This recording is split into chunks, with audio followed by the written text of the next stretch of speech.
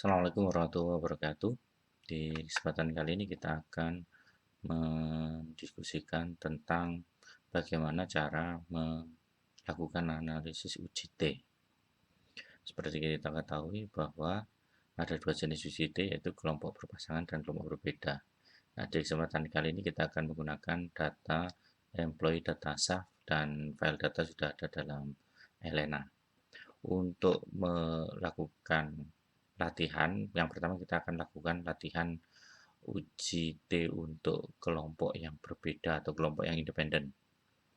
Jadi di sini kita coba tengok. Jadi untuk latihan uji T, untuk latihan uji T kelompok independen, ada rumusan masalahnya adalah apakah terdapat perbedaan tingkat penghasilan antara karyawan laki-laki dengan karyawan perempuan. Nah, hipotesis yang diajukan, karyawan laki-laki memiliki tingkat penghasilan yang lebih tinggi dibandingkan dengan karyawan perempuan. Nah, sebelum kita ke langkah analisis UJT-nya, perlu kita tegaskan dulu bahwa hipotesis ini merupakan jenis hipotesis alternatif. Kenapa? Karena di sini laki-laki dan perempuan menunjukkan ada perbedaan. Dan bukan hanya sekedar alternatif tidak berarah, tapi hipotesisnya adalah alternatif yang berarah. Kenapa? Karena di dalam hipotesis ini ditunjukkan arah penghasilannya mana yang lebih tinggi dibandingkan yang mana. Jadi laki-laki di sini dinyatakan lebih tinggi daripada perempuan. Nah, dalam hal ini hipotesis ini termasuk hipotesis alternatif berarah. Nah, dalam menulis hipotesis untuk tesis maupun penelitian, idealnya kita menggunakan hipotesis alternatifnya yang berarah. Nah, kemudian kita berdasarkan rumusan masalah dan hipotesis ini kita menengok data yang sudah disiapkan dalam employee data set. Nah, di sini laki-laki perempuan, ya, ini adalah variabelnya, variabel gender. Kita tengok untuk variabel gender. Nah, tipe datanya string, kemudian nama variabelnya gender, dan di sini kita lihat value-nya F untuk female, M untuk female. Dan di sini kita lambangkan sebagai nominal. Nah, yang kedua, data yang berikutnya kita pakai adalah salary untuk menyatakan gaji atau penghasilan. Nah, di sini tidak disampaikan dan 0 hanya untuk yang tidak ada datanya. Dan untuk missing value-nya sini juga pakai 0000, itu mengindikasikan memang tidak ada data untuk orang yang bersangkutan. Baik, sekarang kita akan melakukan uji T-nya. Nah, sebelum kita melakukan uji T, kita perlu ingat bahwa sebenarnya ada dua asumsi yang perlu dipenuhi dalam uji T ini. Yang pertama adalah normalitas barang. Kita tidak melakukan uji normalitas barang karena sudah kita bahas di video sebelumnya. Dan saat ini kita lebih memfokus pada uji T dan asumsi yang mendasarinya, yaitu uji homogenitas varian. Untuk melakukan uji T dan uji homogenitas variannya, langsung kita lakukan langkah ini. Untuk melakukan uji T dengan juga termasuk asumsi homogenitas variannya, maka kita melakukan klik analis. Di analis nanti kita pilih menu compare mean. Di compare mean kita kemudian menuju ke independent sample t-test. Di sini nanti kita klik. Nah, akan muncul menu seperti ini. Seandainya ini belum kita pilih, maka karena variabel yang kita uji adalah gender, kita masukkan gender sebagai variabel bebas dan itu berada di grouping variabel. Nah, di sini grouping variabel ini adalah gender. Dan kemudian yang berikutnya adalah variabel tergantungnya adalah gaji, current salary. Ini kita masukkan dalam variabel tergantung. Nah, untuk variabel bebas kita perlu mengisikan. Perlu diingat tadi di sini M itu adalah untuk male laki-laki dan F female untuk perempuan. Kita harus mendefinisikan grupnya. Nah, kebetulan di sini kelompok 1 adalah saya jadikan F dan M.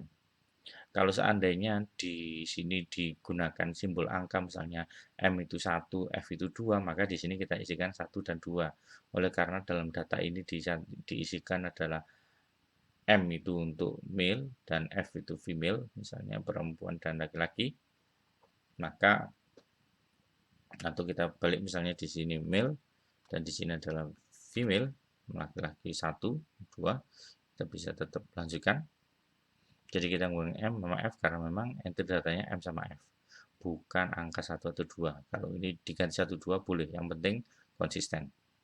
Oke, kita continue. Nah, kemudian kita tinggal optionnya. Tidak ada yang perlu diubah dari sini, dan kita juga tidak menggunakan bootstrap apapun. Langsung saja kita klik OK.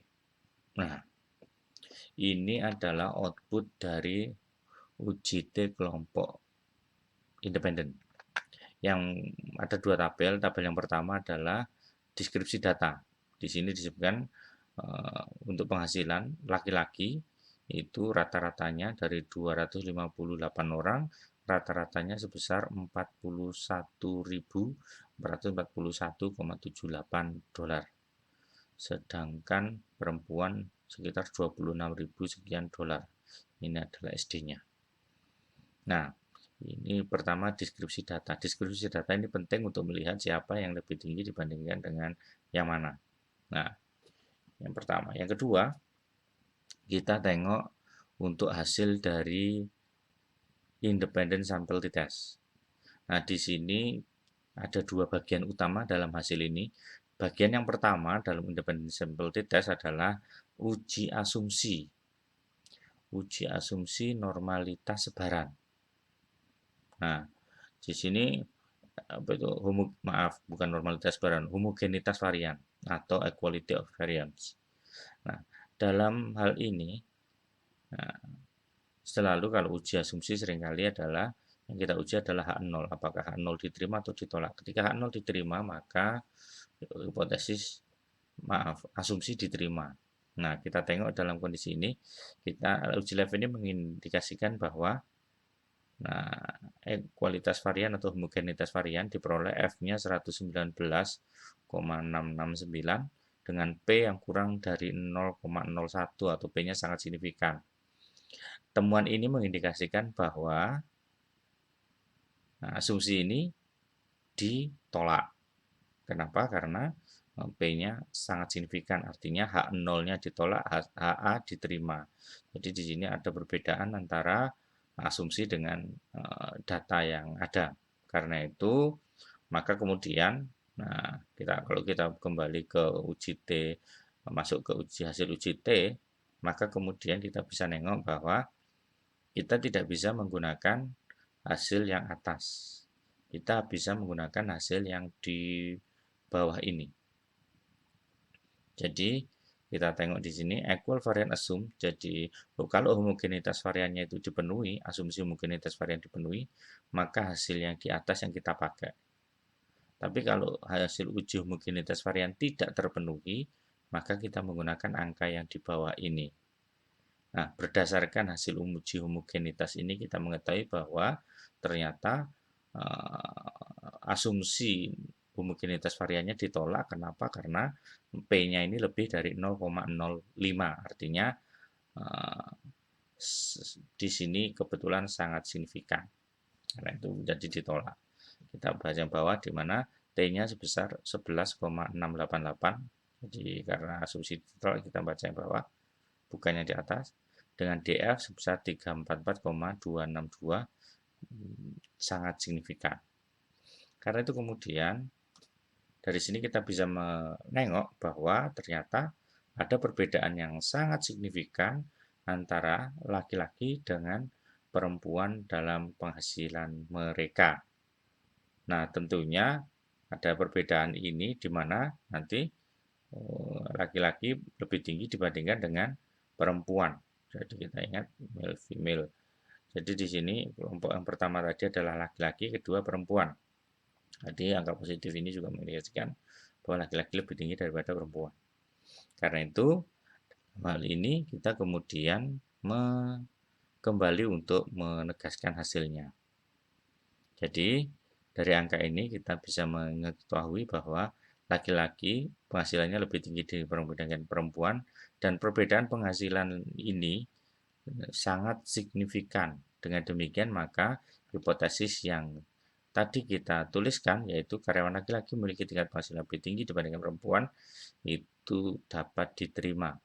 Karena itu kemudian kita akan bisa menyajikan hasilnya di sini. Kita copy saja sementara ini. Nah, kita nyatakan sekarang hasilnya. Jadi karyawan laki-laki, jadi hasilnya ternyata karyawan laki-laki memiliki tingkat penghasilan yang lebih tinggi. Kita tengok di sini min nya sama dengan berapa, dan SD-nya kita tuliskan lagi berapa dibandingkan dengan karyawan perempuan. M-nya sama dengan, nanti akan kita tuliskan di sini SD-nya sama dengan berapa, dan kemudian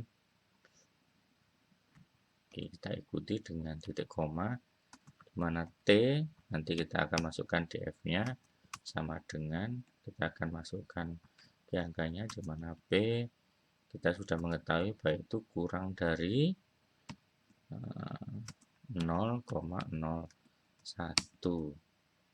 Oke, sekarang kita mencoba untuk memasukkan angka ini. Kita tengok bahwa penghasilannya adalah, kita copy saja ini tabel ini. Ya, kita copy, kita letakkan di bawahnya sini supaya nanti bisa lebih mudah dibaca. Jadi penghasilan laki-laki kita tuliskan di sini, kita masukkan menyesuaikan dengan bahasa Indonesia, koma titiknya, kemudian di sini kita ambil, kita koma, kita balik sekarang, koma titiknya sesuai kaidah bahasa Indonesia, dan karyawan perempuan memiliki penghasilan rata-rata $26. Kita sesuaikan. Nah, kemudian untuk ini kita juga sesuaikan lagi. Di sini kita, nah kemudian sudah. Nah, kita sudah bisa menghapus ini karena ini tidak perlukan lanjut. Nah, kita tengok kemudian angka T-nya. T-nya dengan DF 344,26. 3,44 ini untuk DF-nya, 26. 344,26, di mana DF-nya adalah, T-nya adalah 11,69. Kita tuliskan di sini 11,69, di mana P-nya kurang dari 0,01. Dengan demikian kita bisa mengetahui bahwa hipotesis yang ada dalam penelitian ini diterima. Nah, ini adalah hasil, ini adalah format yang standar yang direkomendasikan dalam bukunya Andy Field maupun sesuai dengan kaidah EPA. Nah, jadi di sini hipotesis diterima dan cara menyatakan hasilnya seperti ini yang paling utama. Dan format ini penting untuk diperhatikan karena nanti terutama dalam tugas akhir, karena memang ini adalah pola-pola format yang memang diterima secara internasional, khususnya berdasarkan kaidah EPA. Baik, terima kasih. Ini yang bisa kita diskusikan tentang cara melakukan uji T untuk kelompok yang independen.